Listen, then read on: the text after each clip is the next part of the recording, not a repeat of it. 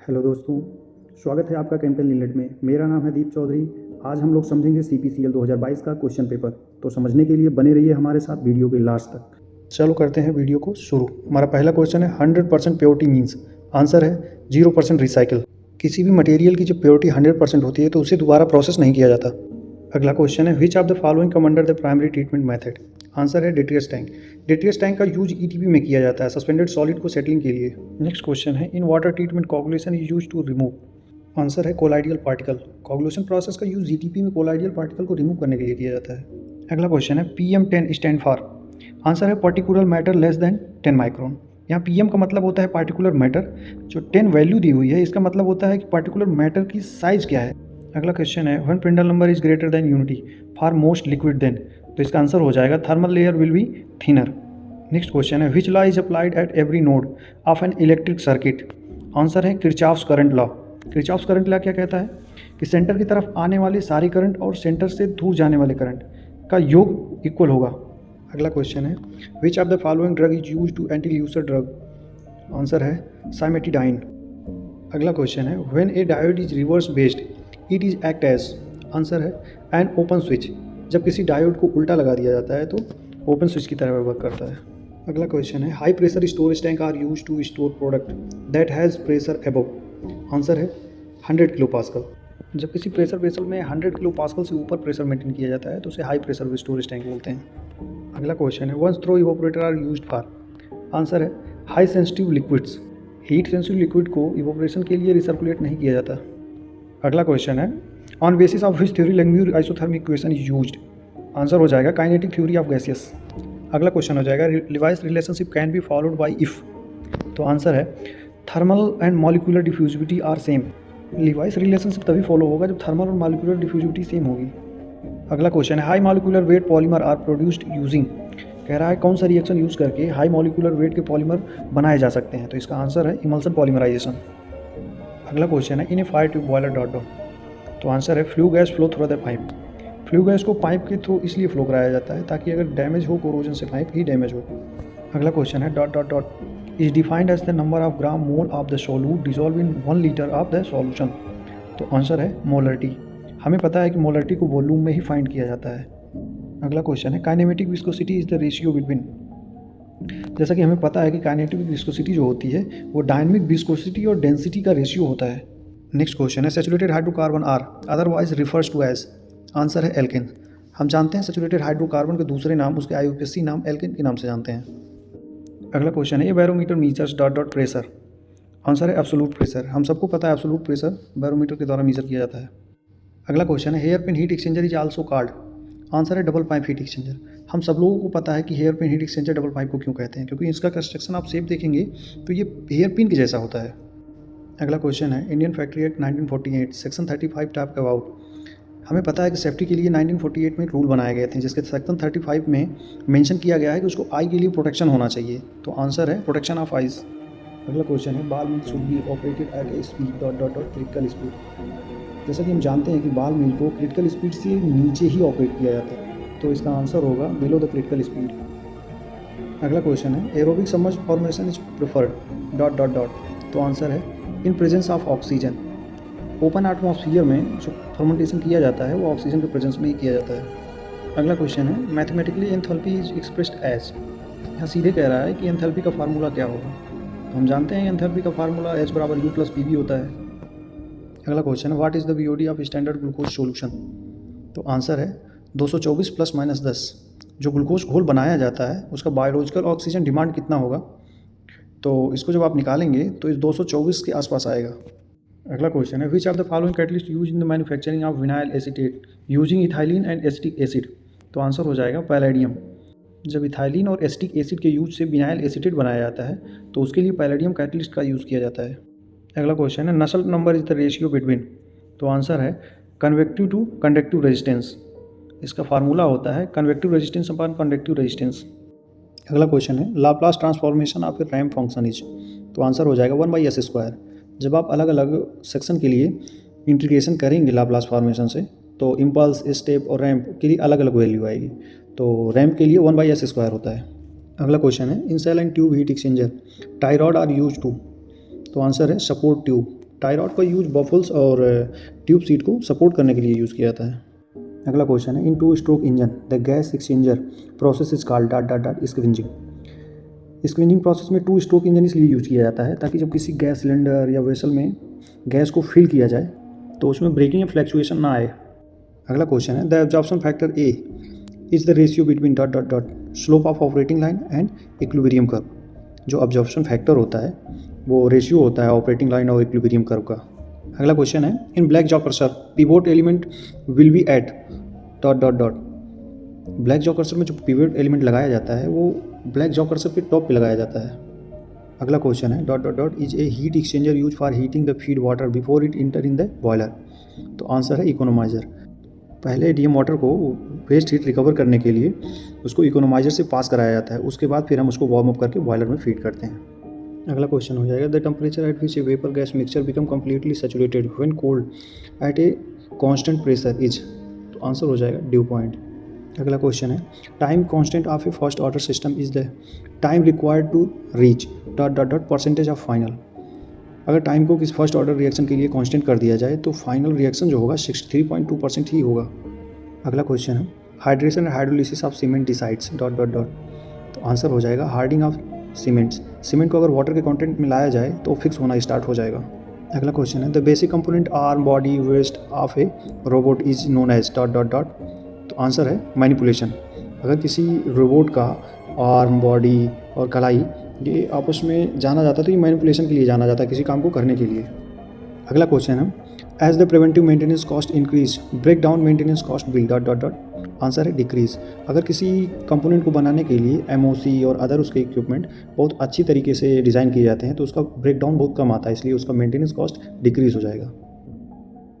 अगला क्वेश्चन है, heat exchanger network is done to dot dot dot. तो answer हो जाएगा रिकवर्ड वेस्ट हीट। कहीं भी हीट एक्सचेंजर का नेटवर्क अगर लगाया जाता है या चेन लगाई जाती है तो हीट एक्सचेंजर में से हीट रिसीव करने के लिए ही या हीट का यूटिलाइज करने के लिए ही लगाया जाता है। अगला क्वेश्चन है, which of the following has highest reflective index volume of up to 2.2 वाट।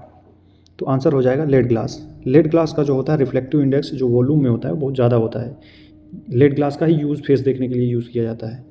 अगला क्वेश्चन है, the supply frequency of KV 220-240 single phase transformer is 50 hertz. What will be frequency at 440 volt side. तो answer हो जाएगा 50 hertz.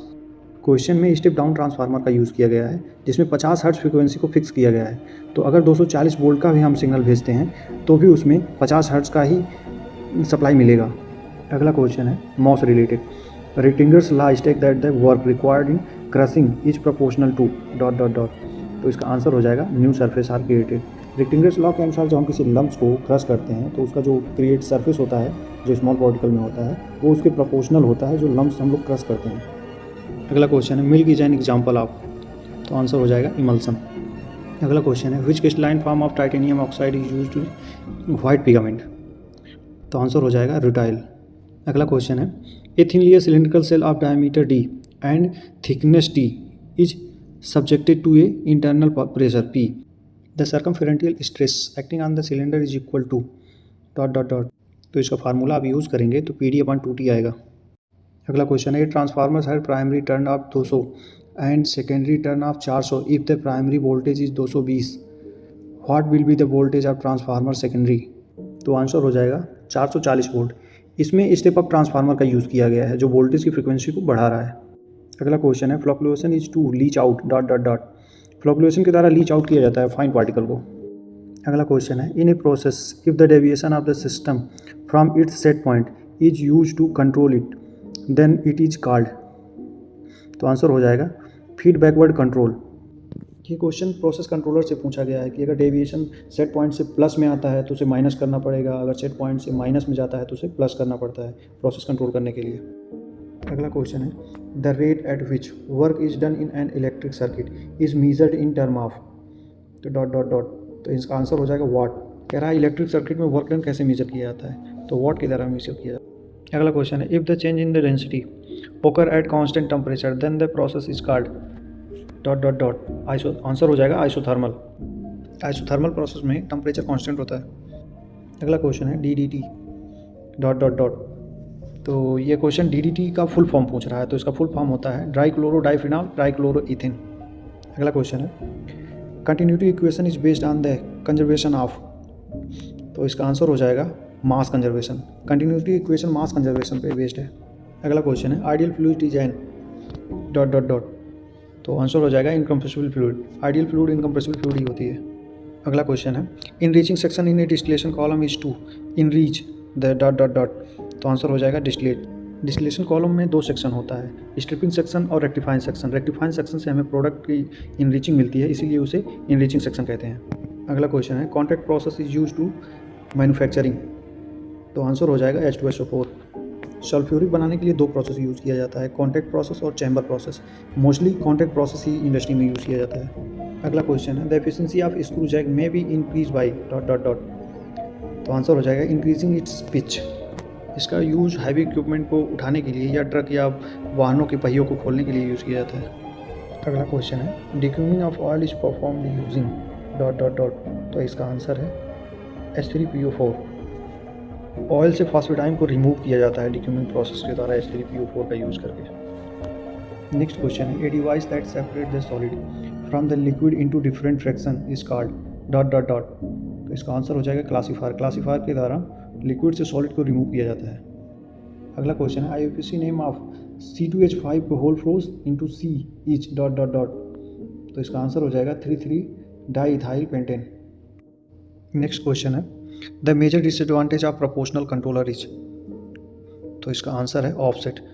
Offset को disadvantage इसलिए कहा जाता है क्योंकि ये प्रोसेस को मिनिमाइज करता है। नेक्स्ट क्वेश्चन है the moisture content by a substance which exert at equilibrium vapour pressure to that of pure liquid at the same temperature is dot dot dot, तो इसका आंसर हो जाएगा अनबाउंड मॉइस्चर। नेक्स्ट क्वेश्चन है if the relative volatility is 1 then the separation is dot dot dot, तो answer है not possible.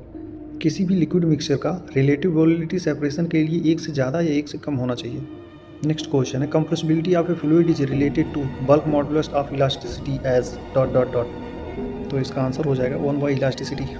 Next question है the unit of diffusivity और diffusion coefficient is, तो इसका आंसर हो जाएगा metre square per second. Next question है extensive property of a system depend on dot dot dot, system की एक्सटेंसिव प्रॉपर्टी मास पर depend करती है।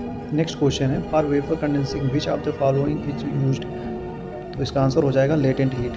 वेपर को कंडेंस करने के लिए लेटेंट हीट को रिमूव किया जाता है। नेक्स्ट क्वेश्चन है the overall material balance equation for a distillation column is, तो इसका आंसर हो जाएगा distillate equal to feed plus residue. Next question है form factor of AC wave form it the ratio of dot dot dot, तो इसका answer होगा RMS value to average value. Next question है in kraft pulping process dot dot dot is used, तो answer हो जाएगा Na2SO4। Na2SO4 का use pulp and paper industry में होता है कलर कंट्रोल करने के लिए। अब इसके आगे कुछ नॉन टेक्निकल क्वेश्चन आ रहे हैं जो इंपॉर्टेंट है, मैंने उन्हीं क्वेश्चनों को लिया है। तो चलो देखते हैं इन क्वेश्चनों में कौन सा इंपॉर्टेंट है। जैसे है केरल का प्रसिद्ध चित्रकार कौन है, मैरी कॉम किस फील्ड से बिलोंग करती हैं। आगे और सारे मैथ और रीजनिंग के भी क्वेश्चन है, जैसे यहाँ क्षेत्रफल ज्ञात करना है और डिकोडिंग का है। सारे मैथ के क्वेश्चन आप लोगों को सॉल्व करने पड़ेंगे। मैं सारे क्वेश्चन स्लाइड कर दे रहा हूँ, आप लोग इसको वीडियो को पॉज करके क्वेश्चन को सॉल्व जरूर कर लेना। इंग्लिश ग्रामर के भी क्वेश्चन आए हैं, चार्ल्स समय का है क्वेश्चन, हिस्ट्री में वास्को डी गामा कब भारत आया था, कोडिंग डिकोडिंग है, और कुछ जियोग्राफी के भी क्वेश्चन हैं। आगे और भी मैथ और रीजनिंग के क्वेश्चन दिए हुए हैं, डिकोडिंग के क्वेश्चन दिए हुए हैं। आप लोग ज़रूर इन क्वेश्चनों को सॉल्व कर लेना। आंसर दिए हुए हैं लेकिन फिर भी आप लोग अपने हिसाब से इसको ज़रूर सॉल्व करना। इन सारे क्वेश्चनों को आप लोग टॉपिक के रेफरेंस के रूप में यूज़ करना, क्योंकि क्वेश्चन कभी रिपीट होते नहीं, लेकिन आपको इससे ये ज़रूर पता लग जाएगा कि आपको कौन कौन से टॉपिक पढ़ने हैं और कवर करने हैं। तो यहाँ पे क्वेश्चन कंप्लीट होते हैं। तो इसमें जो जो इंपॉर्टेंट क्वेश्चन था हमने उसी को लिया है, तो आप लोग इसको एक रेफरेंस के रूप में लें और सारा टॉपिक आप लोग कवर कर लें। आगे आप लोगों को वीडियो इसी तरह रेफरेंस और एक्सप्लेनेशन के साथ मिलेगा। कुछ वीडियो ऐसे हैं जो एनिमेशन के साथ मिलेंगे, जो पहले से रेडी हो चुके हैं। जो रिफाइनरी के डिफरेंट यूनिट के क्वेश्चन हैं वो भी इंपॉर्टेंट है। अगर आप लोगों को इंटरेस्ट नहीं आ रहा तो मैं उसको एक्सप्लेन कर दूंगा, लेकिन आगे से एक्सप्लेन वीडियो आप लोगों को मिलेगा। तो वीडियो अच्छा लगे तो आप लोग लाइक करें और चैनल को फॉलो कर लें, ताकि आपको नेक्स्ट अपडेट जल्दी मिल जाए।